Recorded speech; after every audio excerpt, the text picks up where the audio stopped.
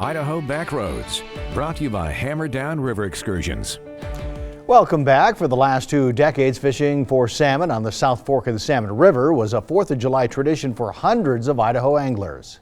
Well, this year managers say they won't even get enough fish to achieve hatchery goals. But as Steve Liebenthal reports in tonight's Idaho Backroads, Native Americans are trying to harvest a small number of South Fork summer Chinook.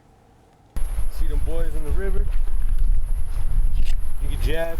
These members of the Shoshone-Bannock tribe are preparing for a traditional ritual, fishing for summer Chinook salmon on the South Fork of the Salmon River. But while we were watching, they found no fish in the holes where salmon usually swim in early July.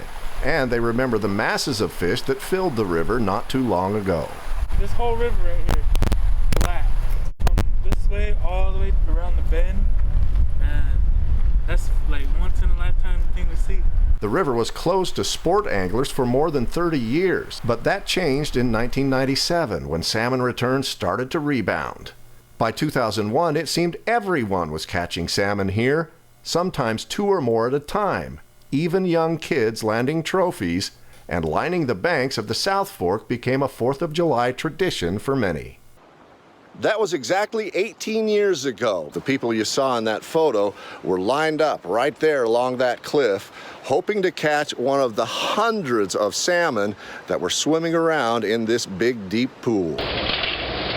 In 2003, the trap where managers hold hatchery fish before spawning could not handle the numbers coming in. There were too many.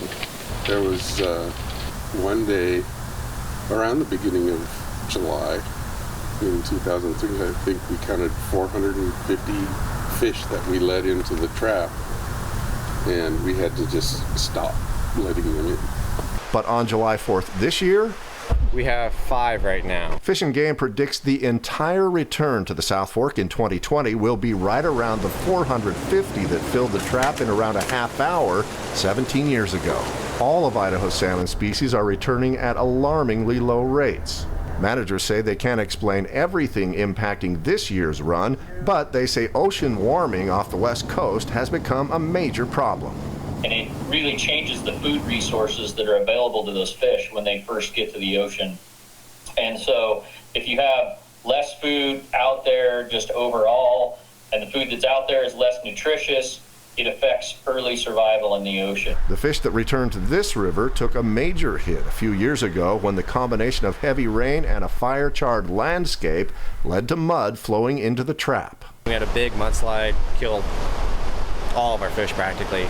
Salmon returns in Idaho were once among the largest in the world, and fish advocates believe removing 4 dams from the lower Snake River would give them a fighting chance in years when they are up against a warm ocean and other lethal conditions. Tribal members, saddened by the dwindling returns, also blame the dams. It's heartbreaking to know that it's disappearing. But they remain hopeful that someday the river will look like it did less than 20 years ago. The salmon have their cycles, and hopefully there'll be a year when the water will be black again. Under the Stevens Treaty of 1865, the Nez Perce tribe has fishing rights on the South Fork that were confirmed in this century by a federal court. They say they'll allow tribal members to take 10 or 11 fish from the South Fork. The Shoban tribe started fishing the South Fork when their traditional salmon runs were blocked by the Idaho power dams in Hells Canyon. Those fish swam all the way into northern Nevada.